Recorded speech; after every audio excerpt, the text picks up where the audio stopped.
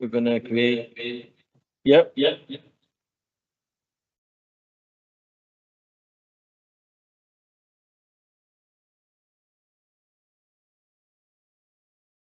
Test.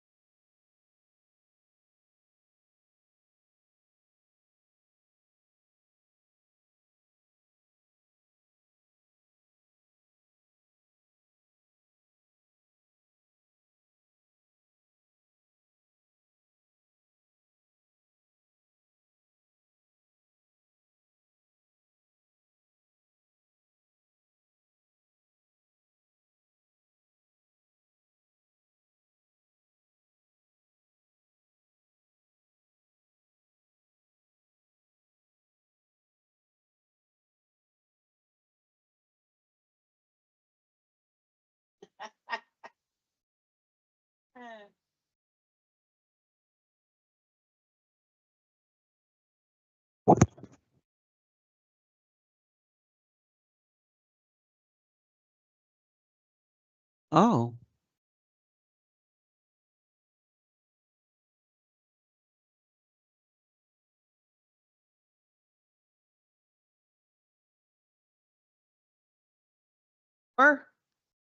This is not a recess of the Planning Commission, so this is just a regular meeting. I am Commissioner Steinberger, Chair. Tonight, the Commission will consider the following items: County Manager's proposed Capital Improvement Plan FY 2025 to 2034, the CIP, use permit for the preservation and renovations of the Barcroft apartment buildings, numbers 47 and 48. Before we begin, I would like to share a few logistical points for all participants joining the meeting remotely and in person. For presenters and speakers joining us through Microsoft Teams, please keep your phones and other. Sorry, sir. Thank you. For presenters and speakers joining us through Microsoft Teams, please keep your phones and other electronic devices muted until you're called upon by the clerk. Please turn off the sound to any devices around you to minimize interference. Please keep your cameras off until the clerk announces your name to speak. When called upon, you must unmute yourself by clicking on the microphone icon that is in the meeting command bar at the top of the screen. Neither the moderator nor the clerk have the ability to unmute your mic. Once you have spoken, please remute your mics and turn your cameras off. If you're dialing in by phone to join the meeting, press *6 to unmute. Public speakers will be called upon by the clerk at an assigned time. Pre-registration and email confirmation to speak at tonight's hearing was required. We are not able to accommodate additional speakers. All speakers, virtual and hybrid, will receive 2 minutes to comment as an individual. Only representatives of county board appointed advisory group, committee, and/or commission will receive a 3-minute comment period. A timer will be displayed on the screen if speaking virtually, and speakers in person will follow the timer stationed on the podium. Audio of tonight's meeting is available via phone. If commissioners, presenters, or speakers lose internet connectivity, please reconnect by phone. However, if you are dialing in by phone and unable to see the screen, we will provide you an audible 30-second warning to wrap up your comments. You'll be muted when your time has expired. The meeting chat is active for presenters or commissioners who need technical assistance only. Please do not use the meeting chat for discussion, public comment, questions about agenda items, or requests for further information. All public comments must be shared verbally for the record during the assigned public testimony period. Tonight's meeting will be available for review through the YouTube and Microsoft Teams platforms in real time. The links have been provided on the Planning Commission website. The meeting will also be available for review with closed captioning on Comcast Xfinity channels 25 and 1085, Verizon Bios channels 39 and 40, 24 to 48 hours after the adjournment of the meeting. Lastly, this is a public forum. Tonight's meeting will be recorded and posted to the county's website via a link to YouTube as stated. All information associated with tonight's meeting, whether written or spoken, is subject to the Virginia Freedom of Information Act requirements. Mr. Pfeiffer, please call our first item. Thank you, Madam Chair. The first item this evening is the County Manager's proposed Capital Improvement Plan, fiscal year 2025 through fiscal year 2034. And I believe we have staff Karen Talley online. Wonderful. Ms. Talley, when you're ready, you may be muted currently. Thank you.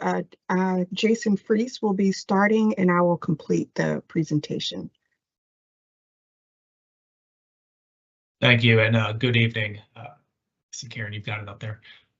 So we're going to go through this rather quickly. I think we have about 10 minutes. We have about 17 slides, so we'll be as quick as we can.